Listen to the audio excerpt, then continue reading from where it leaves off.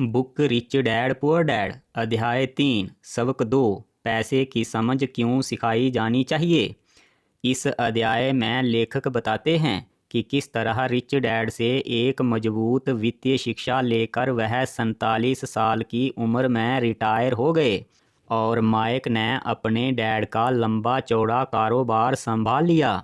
Retire होने का यह मतलब नहीं होता कि हमें काम नहीं करना चाहिए, बल्कि इसका मतलब होता है कि पैसे कमाने की चिंता से आज़ाद हो जाना।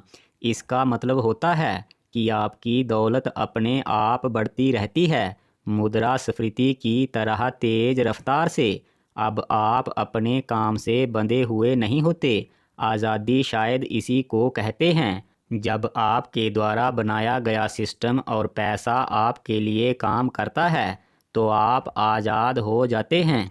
यह पेड़ लगाने की तरह है।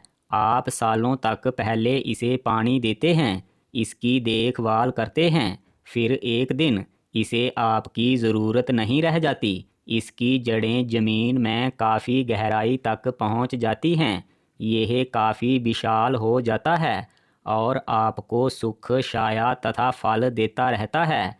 ज़्यादातर लोग अक्सर यह जानने का प्रयास करते हैं कि उन्हें क्या करना चाहिए, शुरुआत कहाँ से और कैसे की जाए, कौन सा बिजनेस ज़्यादा अच्छा रहेगा, करोड़ों रुपए कैसे हासिल किए जाएं। लेखक यहाँ कुछ बड़े बड़े अमीर लोगों की एग्जाम्पल देकर बताते हैं।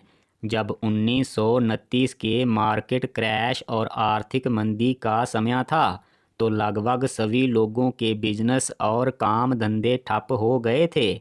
मंदी के बाद वह लोग अपने आप को रिकवर कर गए जिनके पास फाइनेंशियल नॉलेज था, जो जानते थे कि पैसे का सिस्टम कैसे बिल्ड किया जाता है। लेकिन वहीं कुछ लोग जिनके पास बहुत पैसा था और वह अमीर भी थे, अपने आप को रिकवर नहीं कर पाए। इनमें से वह लोग जिनके पास पैसे की समझ नहीं थी, कर्ज में डूबकर मरे, कुछ तो डिप्रेशन का शिकार हो गए। मंदी का इन लोगों पर निश्चित रूप से बहुत ज़्यादा असर हुआ होगा। देखने वाली बात यह है कि मुश्किल दौर कभी भी आ सकता है। परिवर्तन बड़ी तेज़ी से हो रहे हैं और पूरी दुनिया में हो रहे हैं। बहुत सारे लोग सिर्फ पैसे पर अपना ध्यान लगाए बैठे हैं और अपनी सबसे बड़ी दौलत पर ध्यान नहीं दे रहे हैं, जिसका नाम है शिक्षा। हाँ, वित्तीय शिक्षा। अगर हम अपना दिमाग खुला रखने और सीखने के लिए तैयार रहें तो इन परिवर्तनों के बावजूद हम बहुत अमीर बन सकते हैं। सिर्फ पैसे पर ध्यान रखने से समस्या नहीं सुलझती, बुद्धि से समस्या सुलझती है और पैसा आता है। असल बात यह नहीं है कि आप कितना पैसा कमा पाते हैं, बल्कि यह है कि आप कितना पैसा रख पाते हैं और कितने समय तक इसे संजो कर रखते हैं। आपने लॉटरी जीतने वाले कई लोगों की कहानियाँ सुनी होंगी जो अचानक अमीर बन जाते हैं, लेकिन कुछ समय बाद वे फिर उसी स्थिति पर पहुंच जाते हैं यहाँ वे थे।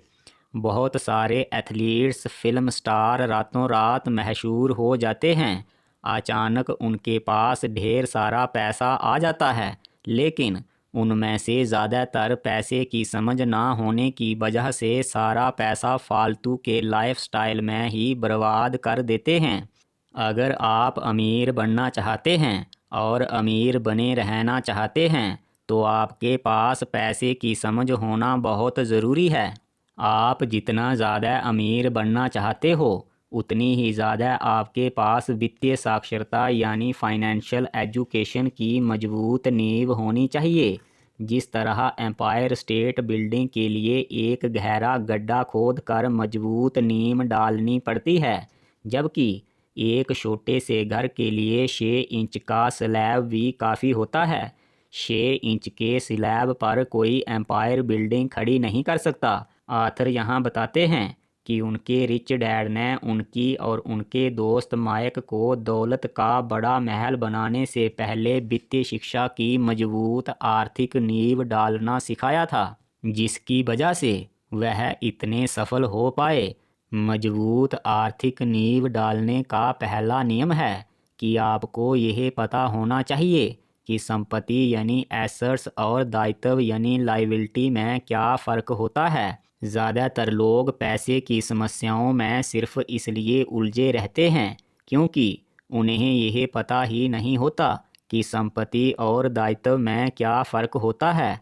अमीर लोग संपत्तियां यानी एसेट्स इकट्ठा करते हैं, गरीब और मध्य वर्गीय लोग दायित्व यानी लायबिलिटीज़ इकट्ठा करते हैं और यह सोचते हैं कि वह संपत्ति बना रहे हैं। संपत्ति और दायित्व में फ़र्क जानने के बाद यह बहुत आसान लगता है, लेकिन इस पर चलना काफ़ी मुश्किल होता है क्योंकि यह बुद्धि और भावनाओं के बीच का खेल है और भावनाएं अक्सर जीत जाती हैं। इस वजह से कि हमारे माइंड की कंडीशनिंग यानी वित्तीय शिक्षा कमज़ोर होती है। एसेट्स और लायबिलिटीज़ क्या हैं, इसे चित्रों की मदद से बहुत आसान तरीके से समझाया गया है। कोई वस्तु संपत्ति है या दायित्व। अगर आप झंझट में फंसना चाहते हैं तो डिक्शनरी खोल कर देखें, लेकिन अगर आप इस बुक के अनुसार इसे आसान भाषा में समझना चाहते हैं तो कान खोल कर सुनिए। संपत्ति यानी एसेट वह होती है जो हमारी जेब में पैसा डालती है और दायित्व यानी लायबिलिटी वह होती है जो हमारी जेब से पैसा निकालती है। इस चित्र को ध्यान से देखें। यह एक संपत्ति का कैश फ्लो पैटर्न है। इस चित्र में आप देख रहे हैं कि किस तरह इनकम के प्राइमरी सोर्स के साथ एसेट से दूसरी इनकम आकर जुड़ जाती है। इसका मतलब है हम जितनी ज़्यादा एसेट्स खरीदते हैं, हमारी पैसे की समस्या उतनी कम होती है। यह एक अमीर आदमी का कैश फ्लो पैटर्न है। अब इस चित्र को भी ध्यान से देखें। यह चित्र हमें यह दर्शाता है कि हम जितनी बड़ी या जितनी ज़्यादा लायबिलिटीज़ इकट्ठी करेंगे और हमारे पास एसेट्स कुछ नहीं होगी, तो हमारे खर्च और पैसे की समस्या उतनी ही बड़ी और गंभीर होगी और हमें और ज़्यादा काम करना पड़ेगा। यह ज़्यादातर मध्य वर्गीय लोगों का कैश फ्लो पैटर्न है।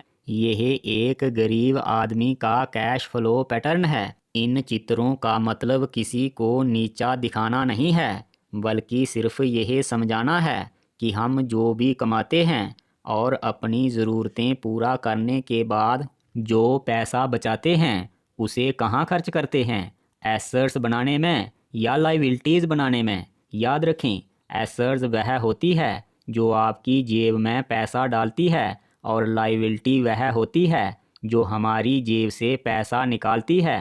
अगर आप अमीर बनना चाहते हैं तो हमेशा संपत्ति यानी एसेट्स ही खरीदें। इस बात का ध्यान रखें कि पैसे का बहाव यानी कैश फ्लो कहाँ जा रहा है।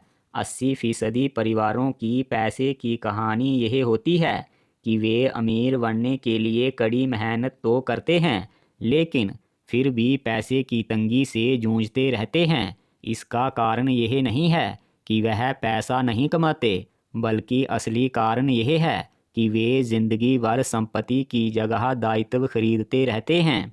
ज़्यादातर लोगों की जब कमाई बढ़ती है तो उनके खर्च अपने आप बढ़ने लगते हैं। इसलिए किसी ने सही कहा है कि मूर्ख और उसके पैसे से शानदार दावतें होती हैं। हमारे समाज में एक मानसिकता यह भी है कि अगर कोई बच्चा पढ़ने लिखने में अच्छा है तो वह होनहार विद्यार्थी आगे जाकर डॉक्टर बनेगा, लेकिन उस बच्चे से यह नहीं पूछा जाता कि वह डॉक्टर बनना चाहेगा या नहीं, बस यह मान लिया जाता है। इसका कारण यह है कि इस धंधे में सबसे ज़्यादा पैसा नज़र आता है, लेकिन चूँकि अब ज़माना बदल गया है, अब ज़्यादातर बच्चे खेल इंडस्ट्री या फिल्म इंडस्ट्री में स्टार बनना चाहते हैं, क्योंकि अब दौलत और शोहरत इन्हीं जगहों पर है। इसीलिए उन्हें अच्छा पढ़ने के लिए प्रेरित करना मुश्किल हो गया है। ज़्यादातर विद्यार्थी जब स्कूल छोड़कर बाहर निकलते हैं तो उनके पास बहुत सारी डिग्रियां तो होती हैं, लेकिन पैसे की कोई समझ नहीं होती। वह अपने कैरियर में सफल तो हो जाते हैं, लेकिन पैसे की तंगी से जूझते रहते हैं। उनकी शिक्षा में कमी यह नहीं है कि उन्हें पैसा कमाना नहीं आता, बल्कि कमी यह है कि पैसा आने पर उसका सही ढंग से इस्तेमाल करना नहीं आता। वह पैसे के लिए कड़ी मेहनत तो करते हैं, लेकिन पैसे से अपने लिए कड़ी मेहनत कैसे करवाई जाए यह नहीं जानते। कड़ी मेहनत करने वालों की कहानी कुछ इस तरह से होती है। नए नए शादीशुदा पढ़े लिखे पति पत्नी एक मकान में रहने लगते हैं। दोनों जॉब पर जाते हैं, कड़ी मेहनत करते हैं। अब उनके पास 2 तनख्वाहें होती हैं। जल्द ही उन्हें लगने लगता है कि वह पैसा बचा रहे हैं, उनकी आमदनी बढ़ने लगती है। लेकिन समस्या यह है कि जिस घर में वह रह रहे होते हैं वह बहुत छोटा है। वह अपने सपनों का घर बनाना चाहते हैं। वह देखते हैं कि जो बचत उन्होंने कर रखी है वह एक अच्छा घर बनाने के लिए पर्याप्त नहीं है। उन्हें लगता है कि घर का काम बार बार करवाने से अच्छा है कि होम लोन ले लिया जाए। इस पर उन्हें टैक्स में छूट भी मिलेगी। समझदारी इसी में है कि जितना हो सके होम लोन ले लो। जैसे जैसे उनकी आमदनी बढ़ने लगती है उनके खर्च भी बढ़ जाते हैं। उनके पास कुछ क्रेडिट कार्ड आ जाते हैं। घर की सुंदरता को बढ़ाने के लिए वह सुंदर फर्नीचर और नया सामान खरीद लेते हैं ताकि उनका घर आलीशान लगे। थोड़ी इनकम और बढ़ने पर वह एक नई कार खरीद लेते हैं। इसके साथ साथ 2 छोटे बच्चे भी हो जाते हैं। उनकी केयर और पढ़ाई का खर्च भी उन्हीं को चुकाना है। वह सपने से जागते हैं तो देखते हैं कि उनका लायबिलिटीज़ वाला कॉलम काफ़ी बड़ा हो गया है। ऐसे युवा दंपतियों की कहानी एक सी होती है, सिर्फ उनके नाम बदलते रहते हैं। यह लोग ट्रैप में फंस जाते हैं और इससे बाहर आने के लिए और कड़ी मेहनत करते हैं, ओवर टाइम काम करते हैं, क्योंकि उनकी खर्चीली आदतों ने उन्हें और कमाने के लिए मजबूर कर दिया है। अगर आपको लगता है कि आपने अपने आप को इसी तरह के गड्ढे में फंसा दिया है तो गड्ढा खोदना बंद कर दो, नहीं तो आप इसमें और गहरे दस्ते चले जाएंगे। यह सब वित्तीय शिक्षा यानी फाइनेंशियल एजुकेशन ना होने की वजह से होता है। जापानी लोग 3 ताकतों को मानते हैं, तलवार की ताकत, रत्नों की ताकत और दर्पण की ताकत। तलवार की ताकत हथियारों का प्रतीक है। अमेरिका ने हथियारों पर खरबों डॉलर खर्च कर रखे हैं, इसीलिए वह दुनिया का सबसे ताकतवर देश है। रत्न पैसे की ताकत का प्रतीक है। यह स्वर्णीय नियम है, जिसके पास पैसा है वही नियम बनाता है। दर्पण आत्मज्ञान का प्रतीक है। जापानी दंतकथा के मुताबिक आत्मज्ञान इन तीनों में सबसे कीमती ताकत है। लोग अक्सर धन की ताकत से नियंत्रित होते हैं। वह रोज सुबह उठते हैं, काम पर जाते हैं और खुद से यह सवाल नहीं पूछते कि जो वह कर रहे हैं क्या उसमें समझदारी है। ज़्यादातर लोग भीड़ के साथ चलते हैं। वह कोई काम इसीलिए करते हैं क्योंकि सभी लोग ऐसा ही कर रहे होते हैं। वह वही दोहराते हैं जो उन्हें सिखाया गया है, जैसे कड़ी मेहनत करो, सुरक्षित नौकरी खोजो, गलतियां मत करो, खतरे मत उठाओ, सबसे पहले एक अच्छा घर बनाओ, हमारा घर हमारी सबसे बड़ी पूंजी है, लोग क्या कहेंगे, वे अकेले रह जाएंगे, लोग बाग उनकी हंसी उड़ाएंगे, वगैरह वगैरह। इसीलिए ज़्यादातर लोग समस्या से बाहर आने के लिए नए तरीके नहीं ढूंढ पाते। भीड़ के साथ चलने और पड़ोसियों की ऐशो आराम की नकल करने के कारण पैसे की बहुत सी समस्याएं पैदा होती हैं। हम सबको दर्पण में देखने की ज़रूरत होती है कि हम जो कर रहे हैं ऐसा कब तक चलेगा, क्या यही करते रहना समझदारी है। आथर यहाँ बताते हैं कि उनके रिच डैड एक ऐसा इंसान था जो कभी भीड़ के साथ नहीं चला। उसने खुद के दम पर सोचा और फैसले किए। बैंकर्स, वकील, ब्रोकर्स, अकाउंटेंट तथा दूसरे पढ़े लिखे कर्मचारी उनकी एक आवाज़ पर दौड़े चले आते थे। लेखक बताते हैं कि जब पैसे संबंधी उनकी शिक्षा बढ़ गई तो वह पैसे संबंधी शिक्षा को लेकर स्कूल के टीचर्स और अपने रियल डैड को सवाल पूछते थे, तो अक्सर उन्हें यह जवाब मिलता था कि पैसा महत्वपूर्ण नहीं है और अगर आप अच्छी पढ़ाई करोगे तो पैसा अपने आप आ जाएगा। स्कूली शिक्षा दरअसल रचनात्मकता का गला घोंट देती है।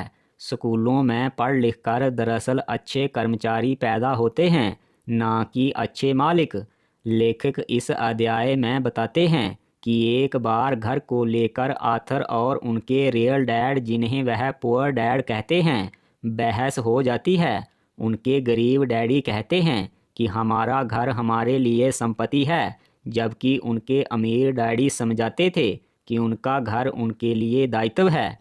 एक ज़्यादा बड़े घर का मतलब होता है ज़्यादा खर्च, क्योंकि कैश फ्लो खर्च के कॉलम से होकर गुजरता है।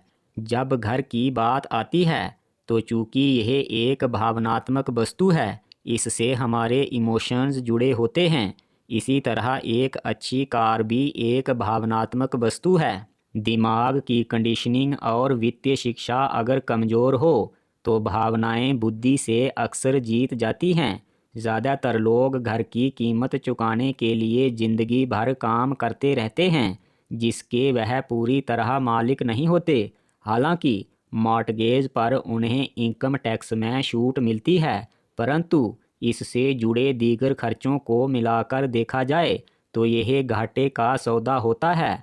अगर घर पर खर्च किए गए पैसे से एक छोटी एसेट बना ली जाए तो वह आपके लिए सेकेंडरी सोर्स ऑफ इनकम बन जाती है। याद रखें, एसेट वह होती है जो आपकी जेब में पैसा डालती है और लायबिलिटी वह चीज़ है जो जेब से पैसा निकालती है।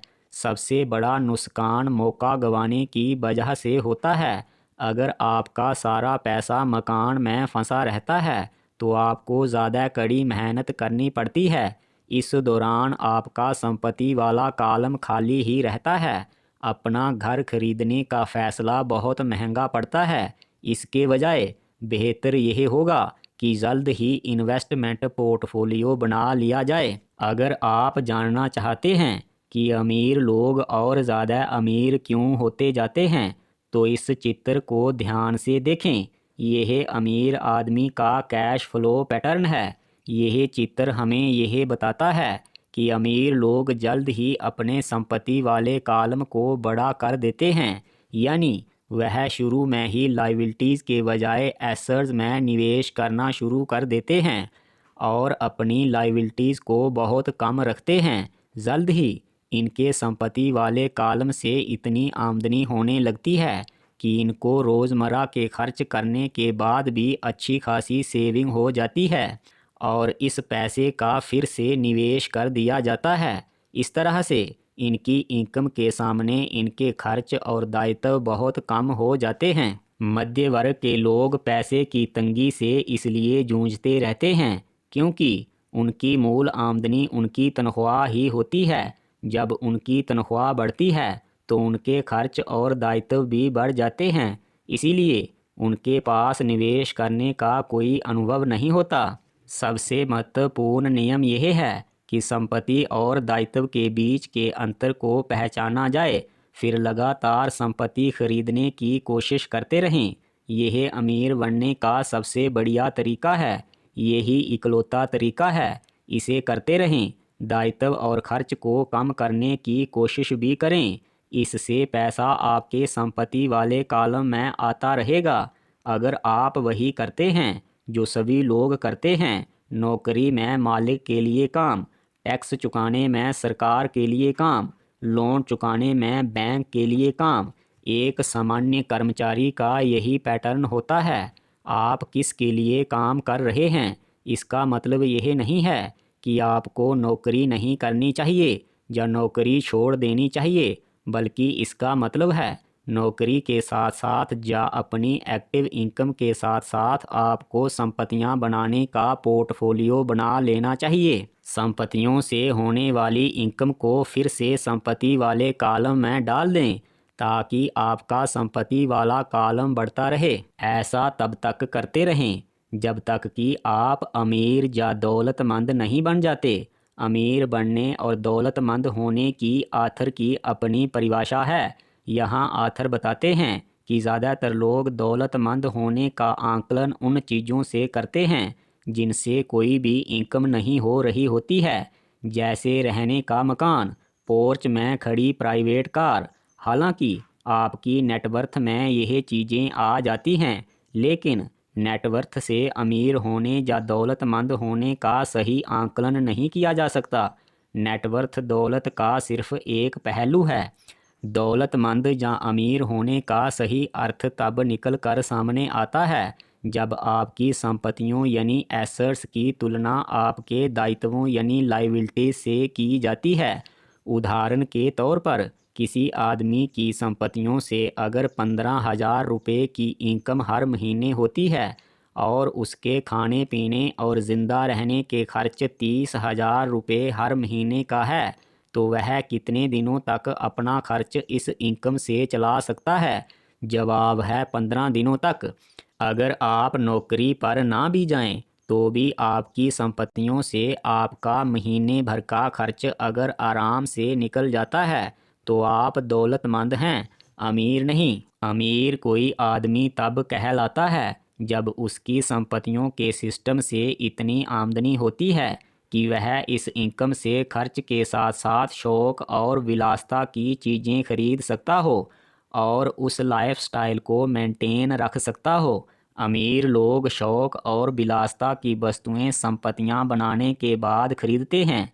मध्य वर्गीय शौक और विलासिता की वस्तुएं पहले खरीदते हैं और समझते हैं कि वह संपत्तियां खरीद रहे हैं। तो अब तक हमने इस अध्याय से क्या सीखा है? नंबर 1, दौलत और पैसा महत्वपूर्ण है, लेकिन इससे भी ज़्यादा महत्वपूर्ण है पैसे की समझ। पैसा बिना समझ के ज़्यादा देर तक नहीं टिकता। नंबर 2, पहले संपत्तियां बनाने के लिए कड़ी मेहनत करें, शौक और विलासिता की वस्तुएं बाद में खरीदें। नंबर 3, याद रखें, संपत्ति वह होती है जो आपकी जेब में पैसा डालती रहती है जब आप काम नहीं भी कर पाएं।